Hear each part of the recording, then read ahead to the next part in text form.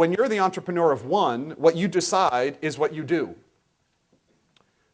When you're a larger organization and there are more players involved and you have teams, not only is there a decision-making process, but then outside the decision-making process, there's what we call a change management process to actually execute.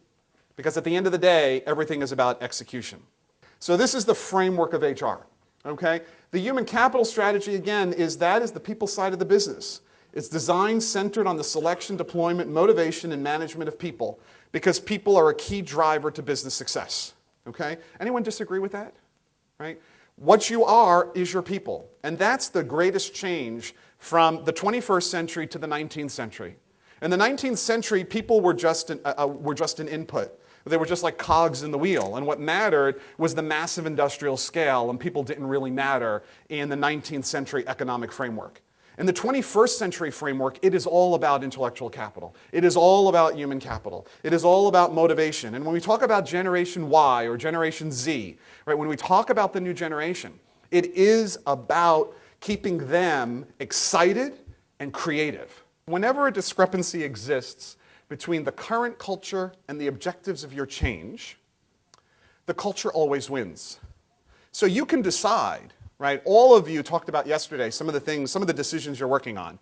You have decisions about strategy. You have decisions about people. You're making decisions about execution. You have plans in place. So you can decide all you want, but unless there's a full-fledged change management process in which you're actually working through your organization as a cultural organization and recognizing the stakeholders in your organization, you can decide all you want, but people aren't going to follow you.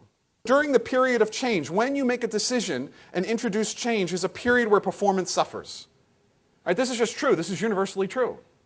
And then you need a period of, okay, rebounding, and then hopefully, right, if you've researched this through, you get to a new level of higher business performance, which is why you introduced the change in the first place. Obstacles to change. There are obstacles to change. People don't want to change. People don't like change. And this is true. If you have dissatisfaction, or if you can answer the why with the what and the how, you can overcome resistance. This talks about how change moves to awareness of a change, understanding of a change, acceptance of a change, and commitment.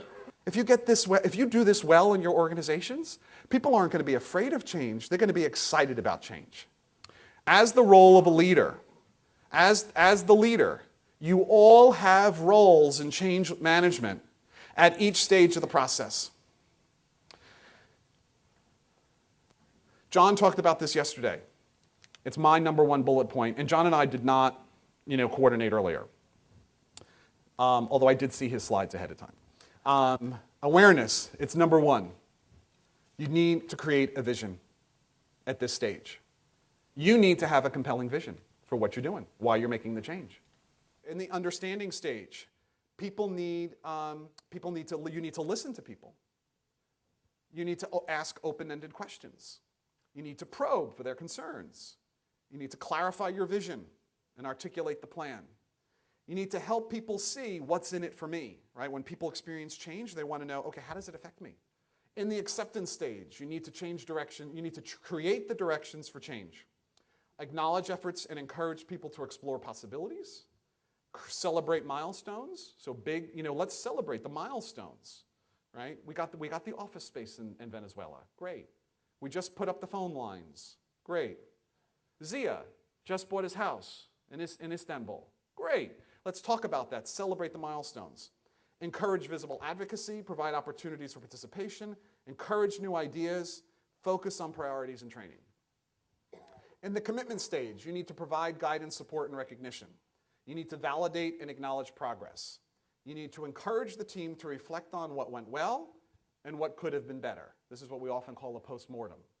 Okay? What could we do better next time in the change process? Create opportunities for leadership. Enroll advocates to assist others because you can't do everything. Establish new metrics. What are the new metrics for performance? If we're going into Venezuela, what are the sales expectations for the next 2 or 3 years? Look ahead and set long-term goals. Initiate the sustainability plan. Provide support and guidance. encourage the team to implement their goals and accountability, check in and assure change is sustained, and encourage the team to look ahead.